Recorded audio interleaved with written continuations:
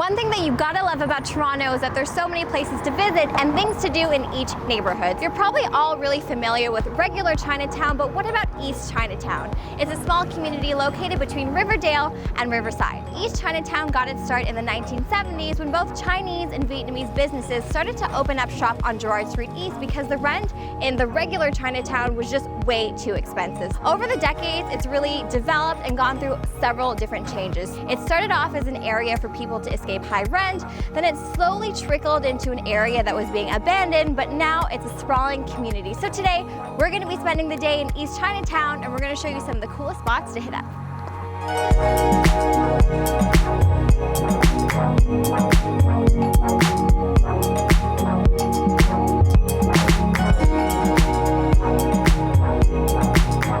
Welcome to Seoul Chocolate. In this spot, they handcraft all their chocolate and they even incorporate it into their drinks. Years back, the owners of this spot were touring New Zealand, and that's what actually sparked their interest in specialty chocolate. So all the chocolate that they have here is ethically sourced, and on any given day, if you walk in, you can actually see them prepping and making all their chocolate in the back. So there's a number of different products here, like I mentioned, drinks, there's snacks.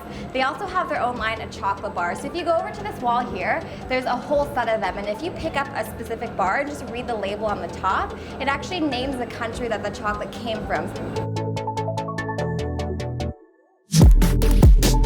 Okay, so now that I've had all the chocolate that I could ever want, I am in the mood for some shopping and I know just the place to go. I am so in love with this space. I walked in and I felt like I was living in one of my doll houses that I had when I was little. What's the whole concept behind the entire space? So as you can see, it's a small space. So what I like to do is rearrange, show the versatility of the pieces that I have here, and show like what people can do with a small space in the city. It's actually altogether 250 square feet. Wow, dollhouse so for real. Yeah, tiny. So yeah, I try to make the best of the space that I have. And what are the range of the products that you have here? We carry tons of vintage furniture that we've worked on, made one of a kind, either upholstered or painted. And then we also have a few artists in the neighborhood. I love to source from the 60s and the 70s. This place is called The Apartment, so are you accepting rent? If I brought my sleeping bag and was like, we're not accepting rent. That's not what I wanted to hear, but fine. I spent a good amount of time browsing around the store. Now I have an appetite, so it's time for lunch. This is Wok and Roast Chinese Barbecue, formerly known as Kaka Lucky Seafood. So this place has been a staple in this neighborhood for over 30 years. It's located on Broadview Avenue, and it's known for its Cantonese-style chow mein, congee, and barbecue.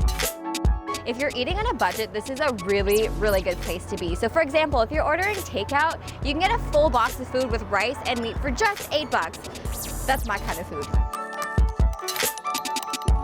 There's always room for dessert, and luckily there's a dessert spot that I have in mind that isn't too far from here.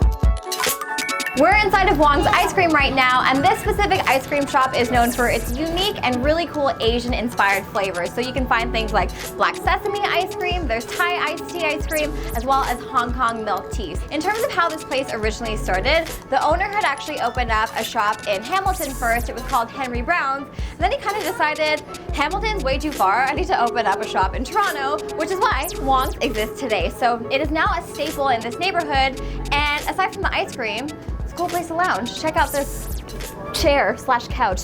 Looks like an ice cream sandwich. Not edible, but that's okay. You have a lot of flavors to choose from. A few drinks never hurt nobody, so we're gonna grab a couple across the street. This is Farside Bar, and it's arguably one of the best bars in the area. So they serve up cocktails, mixed drinks, and draft beer, but the drinks aren't the only reason to come here. The atmosphere is really, really cool. So it comes complete with arcade games and VHS projections on the wall. And also, side note, they keep birthday cake behind the bar, so pro tip, you can order birthday cake as a snack.